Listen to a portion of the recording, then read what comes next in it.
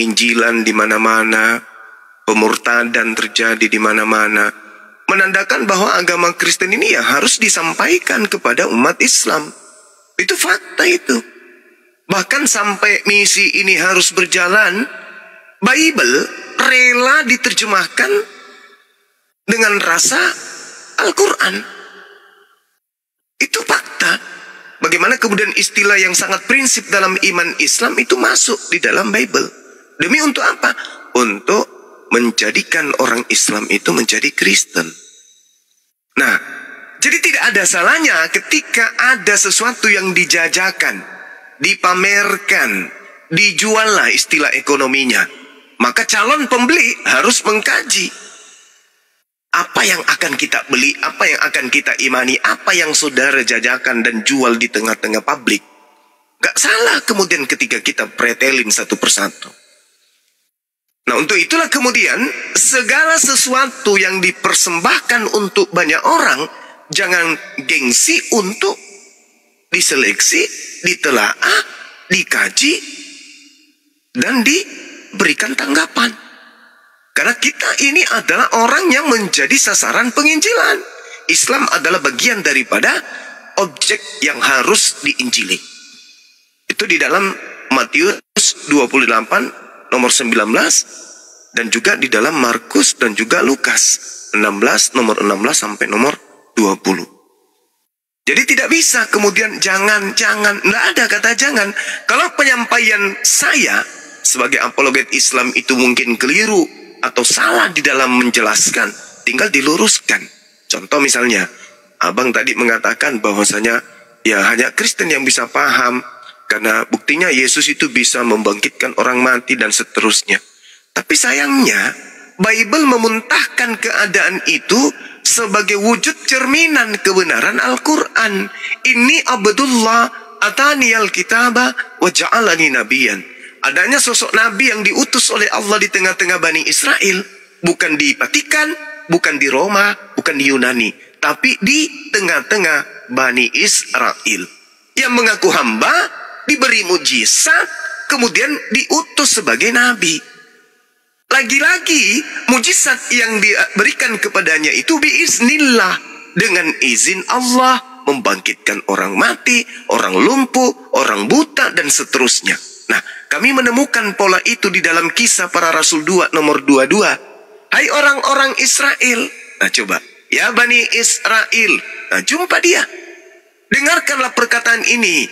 Yang aku maksudkan adalah Yesus, manusia dari kota Nazaret. Seorang manusia yang telah ditentukan oleh Allah dan yang telah dinyatakan kepadamu dengan kekuatan-kekuatan dan mujizat-mujizat dan tanda-tanda yang dilakukan oleh Allah dengan perantaraan Yesus.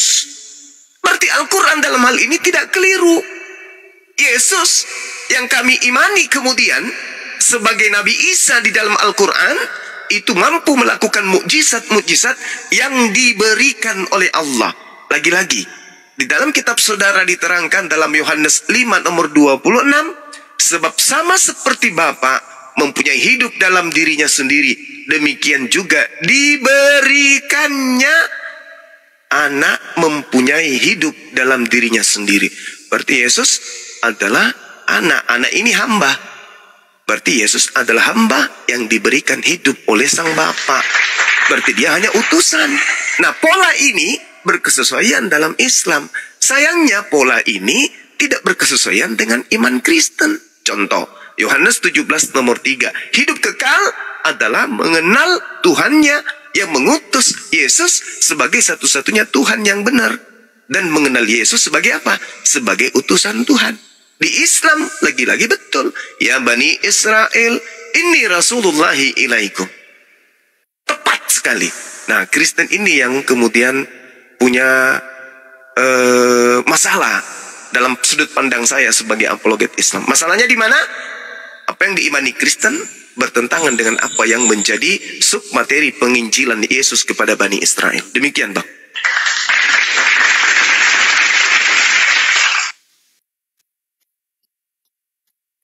Tadi pun sudah bilang Bang Juma, Nabi Isa dengan Yesus itu berbeda jauh. Lain oknum. Baru kedua, kalau untuk penginjilan ataupun bisa dikatakan tadi Bani Israel ataupun bangsa Israel, dan waktu semasa hidup pun Yesus, semasa di bumi pun Yesus menyatakan ada saat-saat tertentu untuk memberitakan kabar damai ke luar Israel. Nah, pada saat yang tertentu sudah ditentukan oleh Tuhan Yesus. Dan di saat itu sudah tiba, dia menyuruh murid-muridnya, beritakanlah ke segala bangsa kabar baik ini.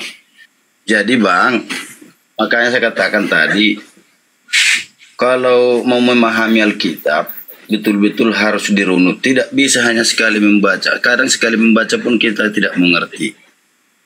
Makanya saya katakan, kalau memang abang mau mengerti, saya mudah-mudahan Tuhan Yesus bisa memberi hikmah kepada Bang Juma, biar abang mengerti Alkitab itu. Nah, tetapi kalau abang diberi hikmah, nanti abang murtad. Jadi, saya katakan tadi, kami tidak memaksa, tapi saya katakan, di dalam penginjilan, namanya manusia.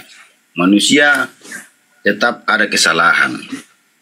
Artinya, saya katakan bukan artinya walaupun Kristen ada juga, dia ada istilah orang Batak bilang si panggaron, mencari nama, mencari ekonomi, kadang tidak ikhlas. Sementara Tuhan Yesus menyatakan kalau memang mau penginjilan, jangan minta bayaran. Kalau memang dikasih kalau makanan di perjalanan.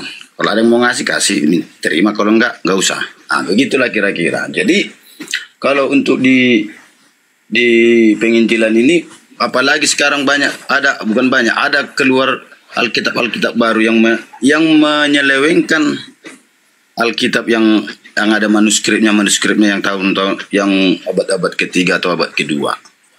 Jadi kami pun mengerti itu yang Bang Juma bilang, banyak kesalahan-kesalahan di lapangan bagi orang-orang penginjil. Cara penginjilan, cara bicara, dia belum paham, kadang udah langsung terjun. Makanya kalau di dalam Kristen, kalau mau jadi penginjil, jangankan dulu jadi pendeta. Apabila mau penginjilan atau mau konseling orang, tolong dikuasai dulu. Dikuasai apa itu isi daripada Alkitab. Jadi ada juga yang si panggaron itu Bang, bagian-bagian memang kami tetapnya seperti Muslim, ada juga yang ini, ada juga yang ini. Tapi yang sering bagian karismatik ini, ada sering memberanikan diri hanya sedikit dia mengerti, hanya sedikit dia ayat Alkitab itu yang dia mengerti, dia sudah terjun. Kami memang belum itu. Jadi makanya dalam pribadi kami ada pun yang seperti, makanya ada apa dibilang Tuhan Yesus, ada naik setingkat, dan itu yang paling tinggi, kasihilah musuhmu. Artinya apabila karena kenapa dia membayar damai, kedamaian, kasihilah musuhmu. Apabila memang kita sudah mengasihi musuh kita, dan itu akan menjadi ada upahmu di surga. Apabila memang kita mengasihi yang orang mengasihi kita kasih, tidak ada upah kita mengasihi kita. Tetapi kita kasih yang tidak mengasihi kita, adalah upahnya. Itulah istilah kalau di dunia secara manusiawi, hutang budi. Hutang budi itu jangan kita tagih, biarkan saja. Nah, itulah kalau istilah kemanusiaan. Jadi itu Bang Juma, saya pun memang belum mandi nih. Jadi terima kasihlah dulu. Kalau memang ada mau menjelaskan, saya dengar, baru saya turun. Ya, baik. Jadi yang pertama, ketika saudara saya ini mengatakan bahwa Nabi Isa dan Yesus itu berbeda, saya pun merindukan hal itu bisa terjadi. Saya sebagai apologet sangat rindu Yesus itu adalah oknum yang berbeda. Sayangnya yang terjadi adalah saudara-saudara Kristen itu menggaungkan Yesus bukan Nabi Isa. Tapi anehnya, ajaran yang melekat kepada Yesus justru ngambil dari ajaran Nabi Isa. Contoh, Al-Quran menjelaskan Nabi Isa berkata, "Inni Abdullah ataniya al-kitabah."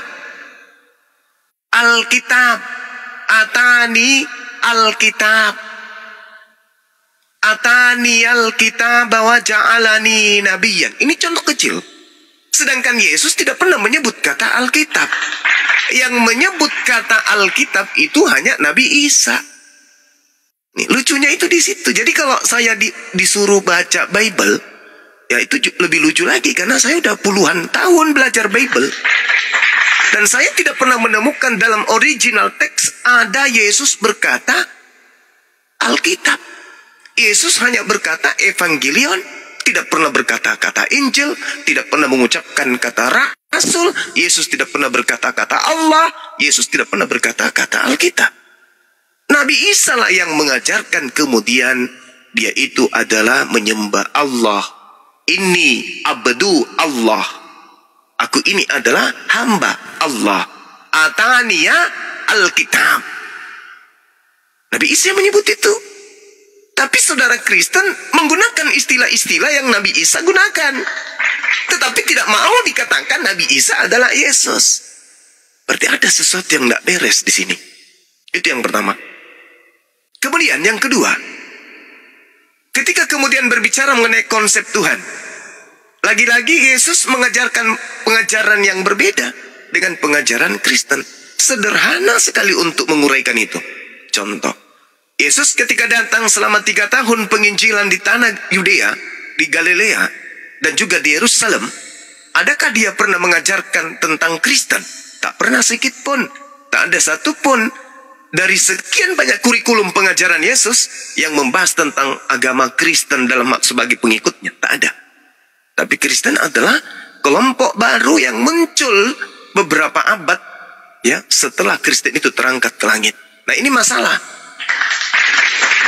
Kenapa saya katakan masalah? Karena pengajaran Yesus bertentangan ajaran Kristen.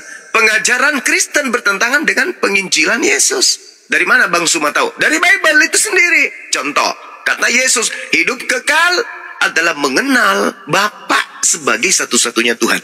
Pada saat Yesus mengatakan itu, Yesus harus dikenal sebagai utusan. Nah, kalau di Kristen enggak. Bapa adalah Yesus, Yesus adalah Bapa, Bapa adalah Yesus, inkarnasi jadi Yesus, dan seterusnya. Padahal, tadi di awal, berbicara mengenai konsep Tuhan, jangan ada padamu ilah lain, Tuhan lain di hadapanku. Yang saya dengar dari sahabatku ini, dari saudaraku ini, ucapan-ucapan Tuhan Yesus, Tuhan Yesus, Tuhan Yesus. Berarti secara sadar membuat Tuhan baru di hadapan Tuhan Elohim. Sadis ini. Sudah jelas-jelas jangan membuat Tuhan baru. Tuhan Yesus, Tuhan Yesus. Sedangkan Tuhannya Bani Israel pada masa pewahyuan terhadap Abraham, Ishak, Yakub, dan juga Nabi Musa, Daud, Salomo, dan juga nabi-nabi besar atau nabi-nabi kecil dari kalangan Bani Israel, mereka tidak pernah menyebut Yesus sebagai Tuhan. Boro-boro menyebut Yesus, mereka mengenal Yesus aja kagak. Yang memproklamirkan, yang mempromosikan Yesus menjadi Tuhan adalah Kristen melalui ajaran Paulus di dalam Roma 14 nomor 9. Izin saya bacakan. Sebab untuk itulah Yesus mati dan hidup kembali agar Yesus menjadi Tuhan. Jadi Yesus yang tadinya bukan Tuhan, berdasarkan Roma 14 nomor 9, untuk itulah Yesus mati agar dia hidup kembali untuk menjadi Tuhan, baik atas orang-orang mati maupun atas orang-orang hidup. Ini barulah kemudian dipiralkan. Oh, anak Maria yang dituduh oleh orang Yahudi sebagai anak zina, sebagai penyesat, sebagai tukang sihir, ternyata bagi Roma in the gang, dia adalah Tuhan. Jadi ketika kemudian orang Yahudi diajarkan Yesus itu Tuhan loh, dia adalah Elohim yang datang dalam rupa manusia loh, orang Yahudi tidak sungkan-sungkan meludahi kita. Cuh, kata mereka. Kenapa? Karena Tuhan mereka nggak mungkin nuzul menjadi bayi. Nah, uraian inilah yang kemudian yang harus kami sebagai umat Islam sampaikan, bahwa saudaraku Kristen, khususnya yang memiliki misi kristenisasi, sadarilah bahwa umat Islam sekarang nggak tidur lagi. Umat Islam sekarang sudah terbangun, sudah bangun dari tidur panjangnya, sudah sadar bahwasanya ternyata Kristen menyembah anak manusia bernama Yesus, yang mana Yesus ini Tuhan bagi orang Barat dan bukan Tuhan bagi orang Timur Tengah. Saya kira begitu, Bung. Silakan. Saya tanggapi dulu.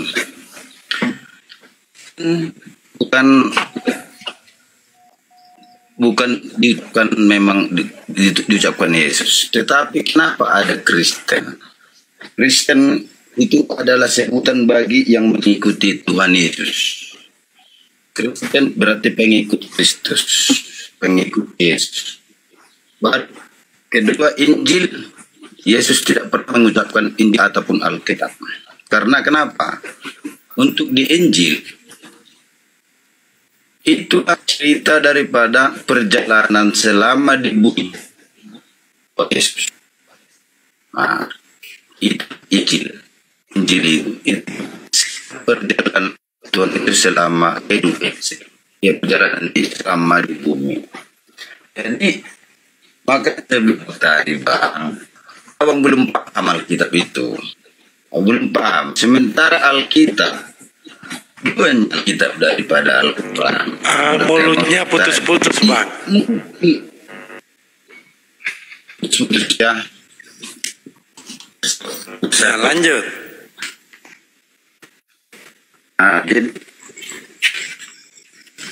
pengikut Yesus. Terus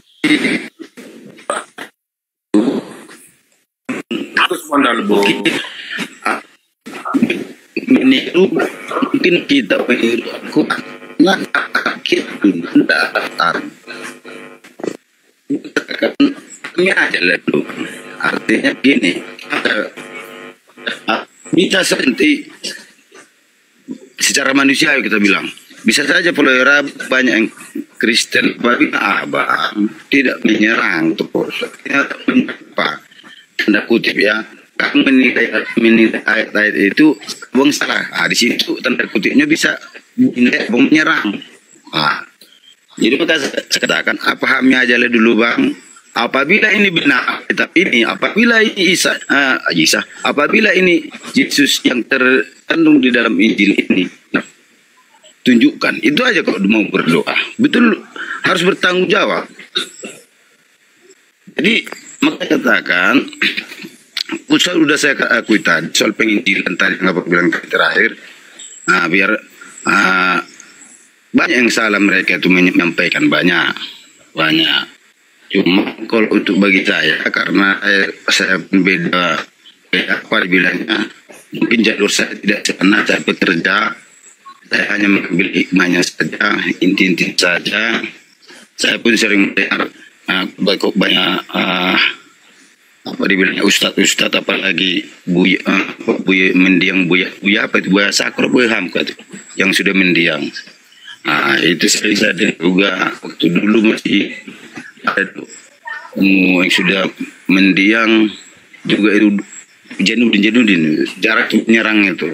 Baru ada ustadz dari Sunda itu Jawa Barat itu nggak pernah menyerang ustadz. Ada beberapa ustadz pernah menyerang. Jadi terima kasih atas pemahaman mereka. Jadi untuk Bang Juma, Bang, artinya Al-Quran itu Abang terangkan biar semua mengerti. Karena kenapa? Saya menilai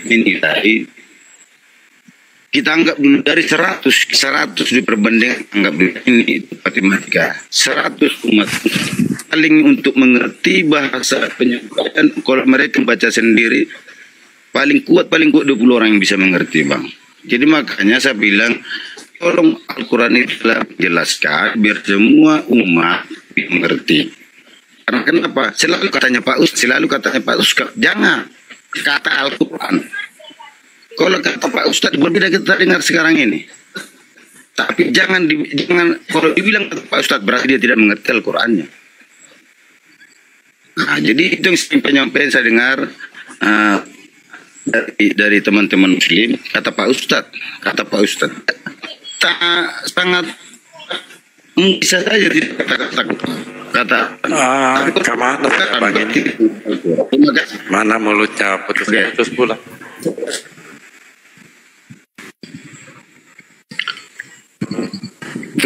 Ya, sudah. Ya Bang? Sudah. Lanjut Bang Cuma. Oke, baik. Yang pertama yang harus dipahami di sini adalah yang saya uraikan tadi, Bung. Islam itu dicobai dengan gerakan-gerakan pemurtadan. Kenapa itu bisa terjadi? Karena amanat agung. Beritakanlah Bible kepada seluruh makhluk. Itu amanat agung dalam agama Kristen. Dan juga diperintahkan untuk diberitakan Injil Bible itu kepada seluruh manusia. Nah, diberitakanlah Injil itu kepada kami umat Islam. Kami umat Islam gak keberatan. Sampaikan aja Injil itu kepada kami. Bible itu kepada kami. Tapi tugas kami kemudian jangan dihentikan untuk membentengi akidah umat Islam. Agar mereka tidak keluar dari agama Islam.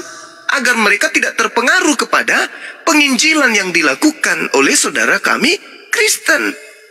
Kita mau larang, itu juga adalah amanat dari agamanya. Tidak boleh dilarang. Maka silakan Anda melakukan aksi kristenisasi. Kami juga melakukan aksi untuk menjaga umat Islam itu jangan sampai dimurtadkan dengan pendangkalan akidah. Islam agama syiar, Bung. Kristen juga agama syiar. Sebagai agama dakwah, Kristen wajib disampaikan menurut mimbar gereja. Begitu juga Islam juga wajib disampaikan. Islam juga wajib didakwakan. Jangan dikongkong kami, sementara Anda mau mengajarkan ajaran kalian. Nah, kedua agama ini sama-sama memiliki misi dakwah. Sayangnya, agama saudara tidak jujur. Kenapa saya katakan tidak jujur? Al-Quran tidak ada sedikit pun narasi Bible di dalamnya. Padahal kami mayoritas. Harusnya kamilah yang kemudian mengislamkan. Bukan kalian yang mengkristenkan. Tetapi apa yang terjadi? Bible justru menggunakan istilah-istilah Al-Quran untuk apa? Untuk memuluskan misi kristenisasi. Itu yang pertama. Yang kedua, amanat Al-Quran. Fabashhirhum bi'azabin alim. Sampaikanlah kepada mereka kabar gembira, yaitu azab yang pedih. Kami diberikan perintah oleh Allah untuk menyampaikan tentang berita nerakanya orang Kristen. Itu Al-Quran. Masa kami mau dilarang? Gak boleh dong. Bukankah negara kita ini memberikan kebebasan kepada pemeluk agama untuk menjalankan agamanya masing-masing? Kami diperintahkan untuk menyampaikan. Beritakan. Fabashirhum kepada mereka. Bi'azabin alim. Kabar gembira tentang azab yang pedih. Nah, kami menyampaikan itu. Wahai saudara-saudara, Al-Quran mengatakan, Innal ladina kafaru min ahlil kitabi wal musyrikin fi nari jahannam khalidina fiha. Wahai saudara-saudaraku kafir, kalian sudah dijanjikan tempat oleh Allah, yaitu tempat yang bernama neraka. Kalian kekal di dalamnya untuk selama-lamanya. Ini kami sampaikan karena perintah. Kalau saudara mau mendengarkan, alhamdulillah. Saudara ingin menolaknya, ya silakan. La ikraha fiddin. Tak ada kemudian paksaan untuk masuk ke dalam Islam. Tapi perintah kami, perintah Allah Tuhan kami untuk kami sampaikan. Tak ada paksaan kemudian untuk kami dihentikan menyampaikan itu. Wabashirhum bi'azabin alim. Nah, kebetulan Kristen pun diajarkan demikian. Dan lagi-lagi ketika agama Kristen itu dijual untuk diimani, datanglah Bible diterjemahkan ke dalam bahasa Indonesia. Nama Tuhannya umat Islam dicatut, Roh Kudus dicatut, kata iman, kata imam, syafaat, soleh, kemudian Roh Kudus, Nabi, ayat, semuanya diambil dari Al-Quran. Kebetulan kami belajar dan ternyata Fabashshirhum bimaghfirat, fabashshirhum bi'azabin alim ini juga ada di dalam Matius 7 nomor 22 sampai nomor 23. Kurang apa lagi kabar gembiranya? Dari Al-Quran mengatakan orang kafir masuk neraka, dari Bible juga diterangkan orang yang memanggil Yesus Tuhan juga masuk neraka. Kurang apa lagi kabar gembira itu? Datangnya dari Al-Quran dan datangnya dari Bible. Kenapa saya katakan itu kabar gembira? Karena mereka yang tidak pernah mendapatkan kabar tentang masuknya neraka orang-orang kafir dari Al-Quran, kasihan. Mereka mati dalam keadaan kafir. Begitu juga orang yang memanggil Yesus Tuhan tanpa tanpa bergeming untuk meninggalkan ketuhanan kepada Yesus, kasihan mereka masuk ke neraka. Dengan kami menyampaikan, Fabashshirhum bi'azabin alim, enyahlah daripadaku, kalian semua adalah pembuat kejahatan, aku tidak mengenal engkau. Maka teman-teman yang memiliki akal sehat mendapatkan kabar gembira seketika mereka angkat kaki dari ajaran yang memasukkan dirinya ke dalam api neraka. Jadi nggak bisa. Kami nggak bisa dihalangi untuk menyampaikan Bible. Kalau itu keliru silakan Anda luruskan. Kami nggak bisa dihalangi untuk menyampaikan Al-Quran. Karena itu amanat dari kitab suci kami. Demikian juga Kristen, tak ada yang bisa menghalangi untuk mengajarkan kemudian ajaran Kristen kepada siapapun. Tapi harapan kita Kristen untuk jujur menyampaikan apa adanya di dalam Bible. Jangan membungkus isi Bible dengan isi Al-Quran. Itu yang kami rindu dari Kristen. Makanya tadi saya katakan, saya pribadi, Bang Suma, sangat rindu untuk Kristen jujur mengakui Yesus dan Nabi Isa itu adalah oknum yang berbeda. Dengan demikian silakan Isa dengan Isa, silakan Yesus dengan ajaran Yesus. Yesus ajarannya bukan Alkitab, Yesus ajarannya bukan Injil, Yesus ajarannya bukan Allah, Yesus ajarannya bukan juru selamat dan seterusnya. Tetapi Yesus ajarannya bintang timur, Theos, Apostolos dan seterusnya. Jangan disama-samakan. Nah, itu penting untuk saudara-saudara yang memiliki kepiawaian dalam mengolah data dan juga menguraikan akal supaya bisa sampai kepada poin kebenaran. Demikian.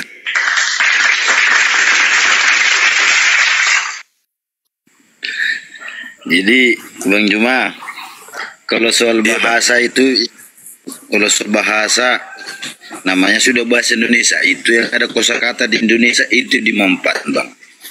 Baru soal terjemahan yang dianggap diambil dari bahasa Arab, saya rasa dan mungkin dalam pengetahuan saya duluannya Alkitab berbahasa Arab daripada Al-Quran, kan begitu.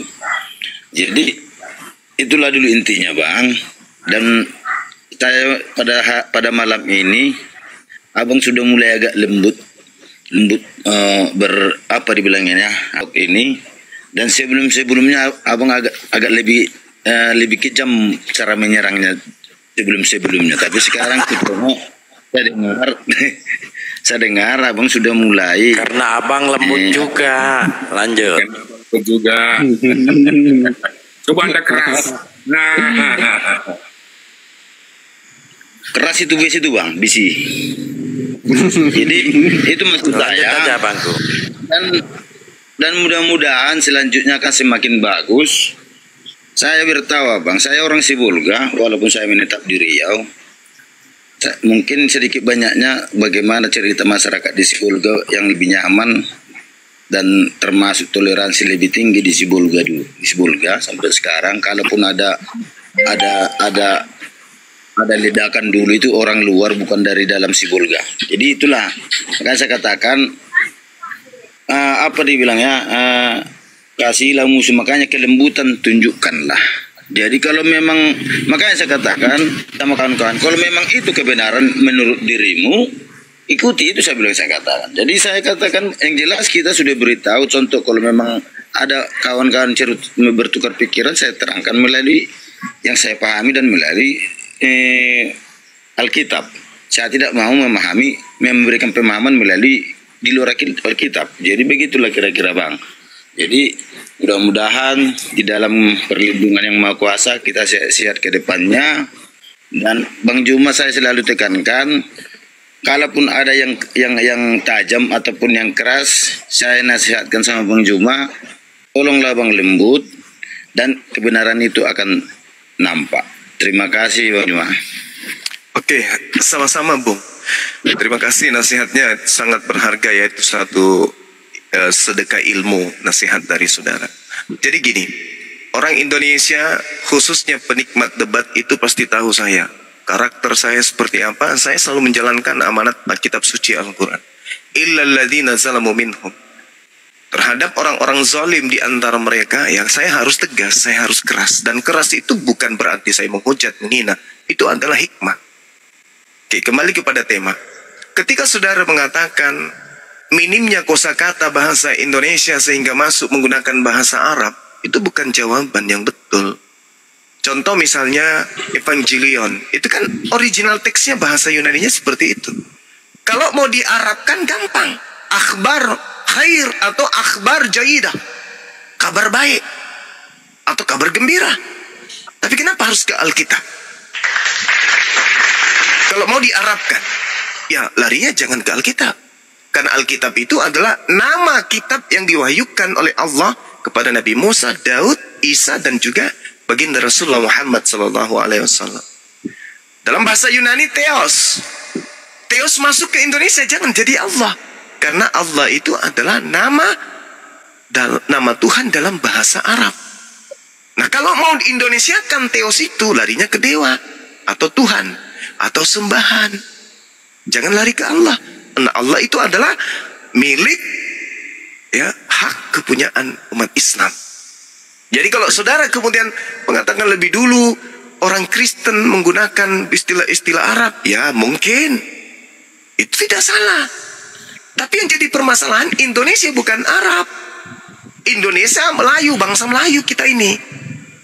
Ya, sehingga ketika Bible itu dikatakan sebagai firman Tuhan, selayaknya Al-Quran, maka marwah Al-Quran sebagai kalam ilahi harus terjaga.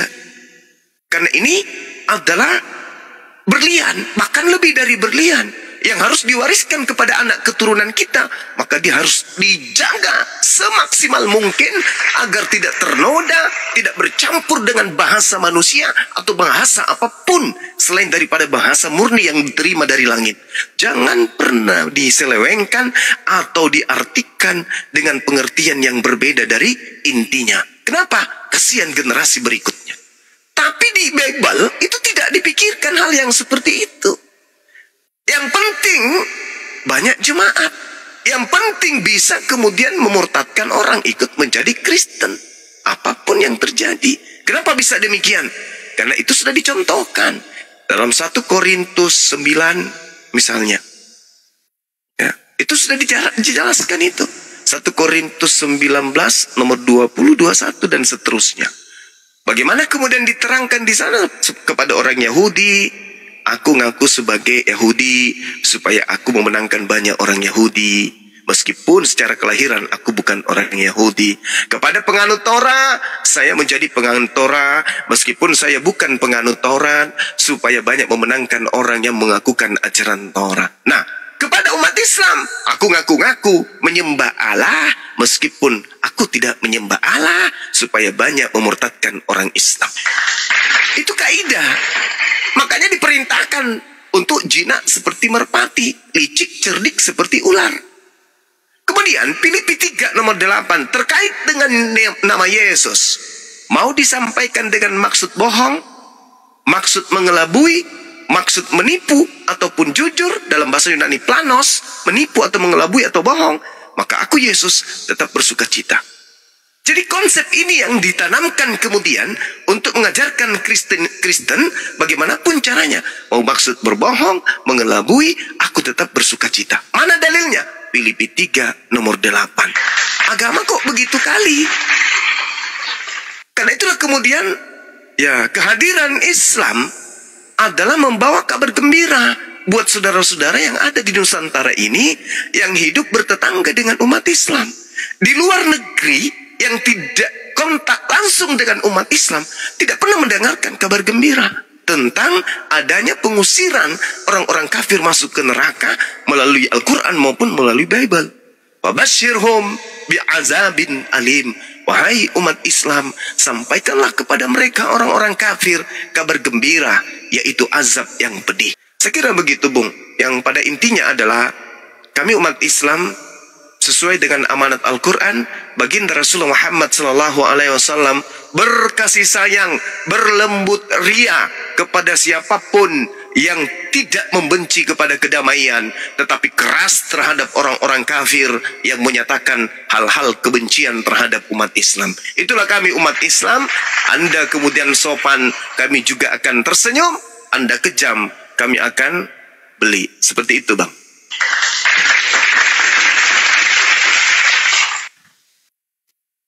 Bang Juma, ini aku tak mau, abang kan mau membawa saya memburu.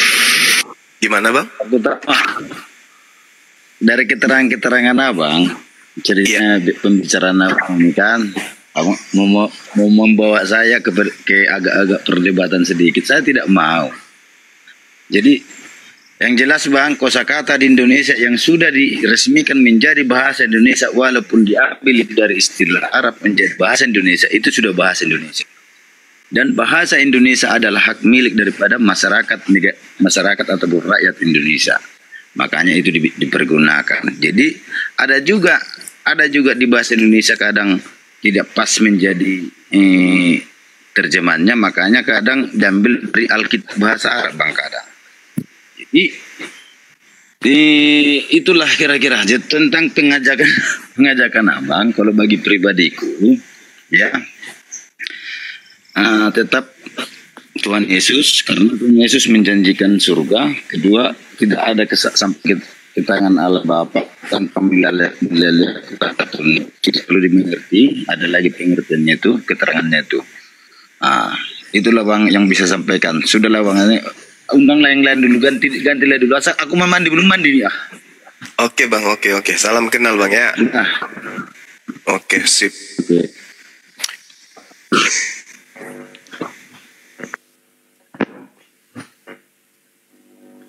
Ya, teman-teman sekalian, kita menghargai saudara kita ini ya, karena beliau sopan. Izinkan saya kemudian mengurai secara mantik terkait dengan pernyataan beliau, Yesus adalah jalan, kebenaran, dan hidup. Tidak ada seorang pun yang sampai kepada Tuhan atau Bapa dalam konsep mereka tanpa melalui Yesus. Jadi Yesus di sini bukan jembatan yang harus dilalui punggungnya untuk nyebrang, bukan. Yesus bukanlah sebuah sepeda atau kereta yang harus ditumpangi untuk dibonceng menuju ke surga, bukan. Tapi di situ dimaksudkan adalah ajaran Yesus. Jalan yang dimaksud Yesus adalah ajarannya. Ketika Yesus melakukan penginjilan, Yesus tidak pernah mengajarkan orang untuk menyembah dirinya. Berarti siapa yang menyembah Yesus berarti tidak melalui jalan Yesus. Itu yang pertama. Yang kedua, Yesus tidak pernah mengajarkan kemudian surat-surat Paulus. Barang siapa yang kemudian menjadikan surat Paulus sebagai kaidah beriman atau aliran kepercayaan, maka itu sudah lari dari jalan yang Yesus tujukan. Kenapa demikian? Al-Quran mengatakan apa yang diucapkan oleh Yesus adalah ucapan yang diterima dari Allah. Apa yang diterima oleh Nabi Isa adalah apa yang diwahyukan oleh Allah kepada beliau. Wa isqalallahu ya Isa bin Maryam, a anta qulta linnas tahizuni wa ummi. Wahai Nabi Isa, apakah engkau pernah mengatakan kepada mereka untuk menuhankan dirimu selain daripada aku? Apa kata Nabi Isa? Qala subhanaka ma yakunu li an aqula ma laysa li bihaqqa. Maha suci engkau ya Allah, aku tidak pernah mengajarkan, aku tidak pernah mengatakan sesuatu yang bukan hakku untuk aku katakan dan aku sampaikan. Yang aku katakan kepada mereka adalah ma qultu lahum illa ma amartani bi ani abudullah rabbi wa rabbakum. Sembahlah Allah, Tuhanku dan Tuhanmu. Nah, kalau menyembah Tuhannya Nabi Isa, mengajarkan ajaran Nabi Isa, mengikuti amanat yang datang dari Nabi Isa, maka orang itu sampai kepada jannah. Begitu juga yang dimaksud di dalam Bible. Tidak ada yang sampai kepada Bapa tanpa melalui aku. Kenapa? Yesus berkata, Yohanes 12:49. Aku tidak berkata-kata dari diriku sendiri. Apa yang aku katakan adalah apa yang diperintahkan oleh Bapa untuk aku katakan dan aku sampaikan. Yohanes 14:24. Firman yang kau dengar dari mulutku itu bukan dari aku, tetapi dari Dia yang telah mengutus aku. Yohanes 17:8. Segala firman yang engkau berikan kepadaku telah aku sampaikan kepada mereka, dan mereka telah menerimanya, dan mereka percaya dengan pasti bahwa engkaulah yang telah mengutus aku. Berarti murid-murid Yesus setelah menerima segala pengajaran dari Yesus, mereka kemudian percaya bahwa Yesus adalah Rasulullah, Yesus adalah utusan Allah. Sedangkan saudara kita Kristen bukan menerima segala firman dari Yesus, tetapi menerima segala perkataan dari Paulus. Makanya tadi di awal saudara kita yang tadi ini ya mengatakan Kristen itu pengikut Yesus, itu bohong. Bukan. Karena yang menyebut Kristen pertama kali, yang disebut Kristen pertama kali adalah orang-orang yang hidup di Turki. Di mana Turki itu? Di mana Antioquia itu? Di Turki. Yesus pernah nggak ke sana?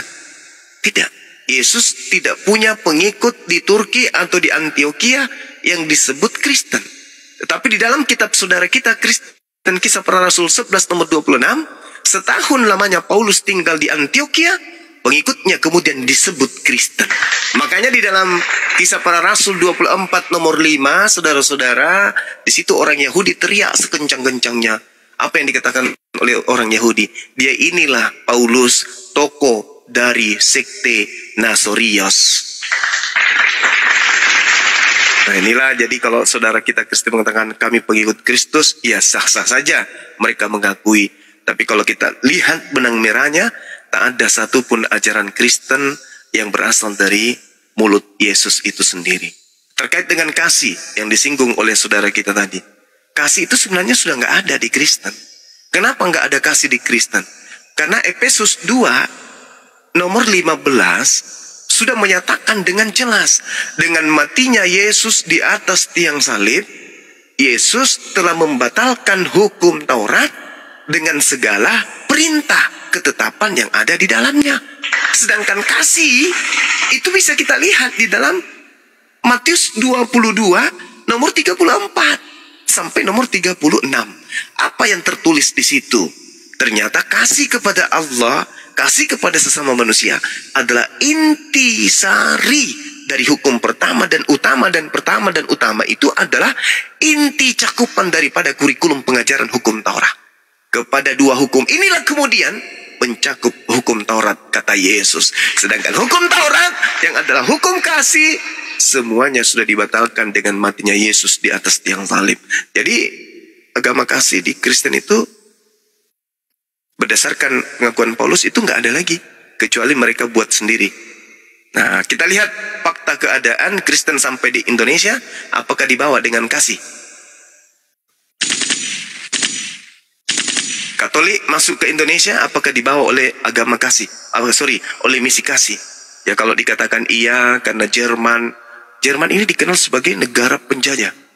Begitu juga Belanda dikenal sebagai negara penjajah. Nah kalau kasih, kenapa harus berasal dari negara penjajah?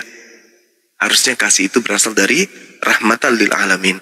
Alhamdulillah Islam masuk ke Nusantara tanpa melalui penjajahan. Saya kira begitu, sahabat-sahabat sekalian. Kalau misalnya ada teman Kristen yang ingin berdiskusi lagi, waktu saya masih ada sampai 2 jam ke depan. Atau ada teman Muslim yang mau jadi narasumber juga, silakan kita gantian. Bos, mana hostnya ini? Tinggal dulu mandinya. Oke. Abang masih ada rupanya. Mandi dulu bang.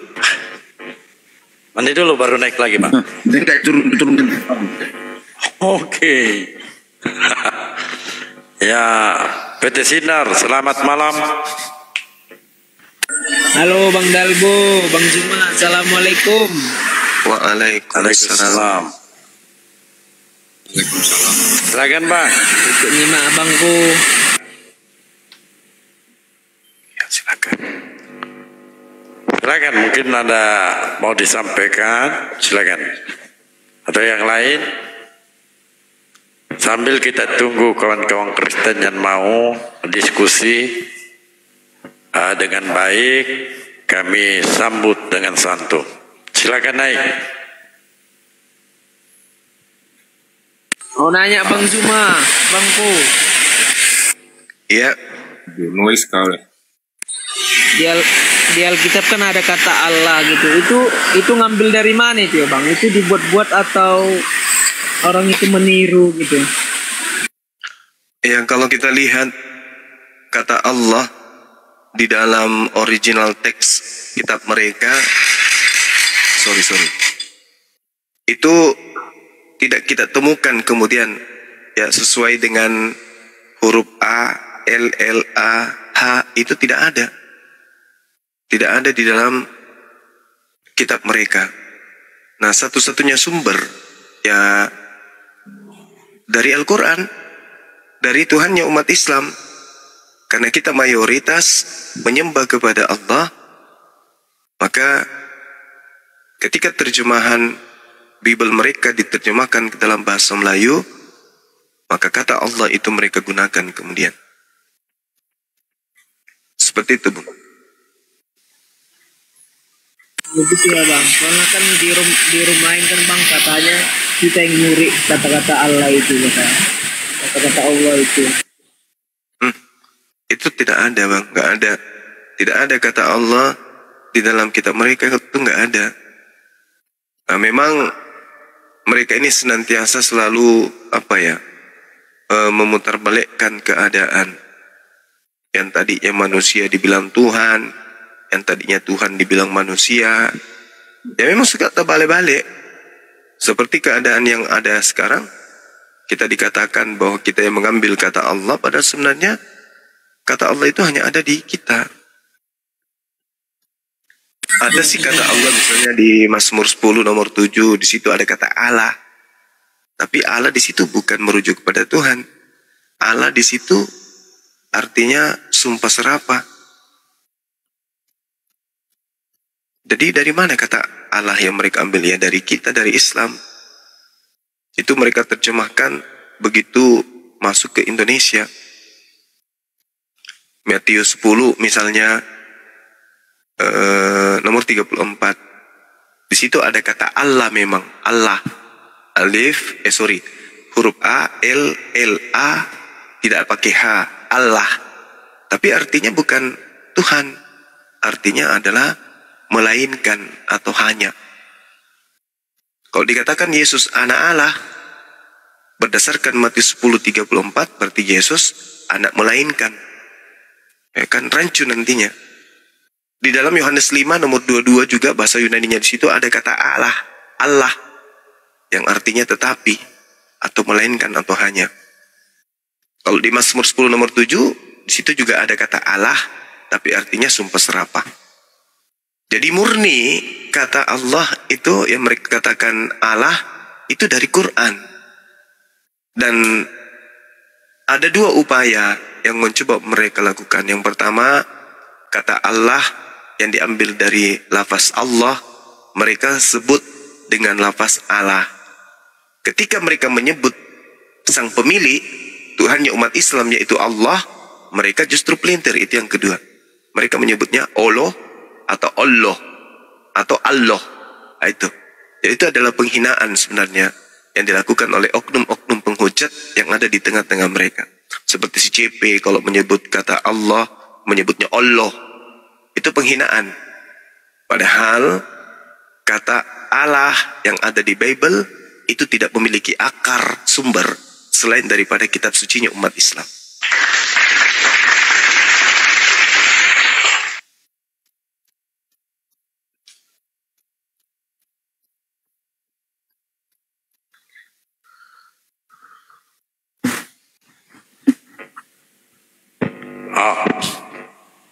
Operator,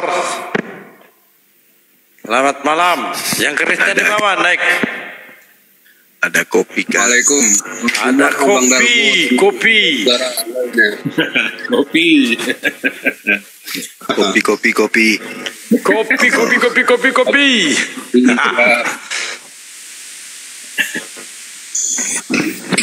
Ya, jadi yang teman-teman di bawah ya naik ya, yang Kristen ya banyak permintaan, cuman Muslim semua.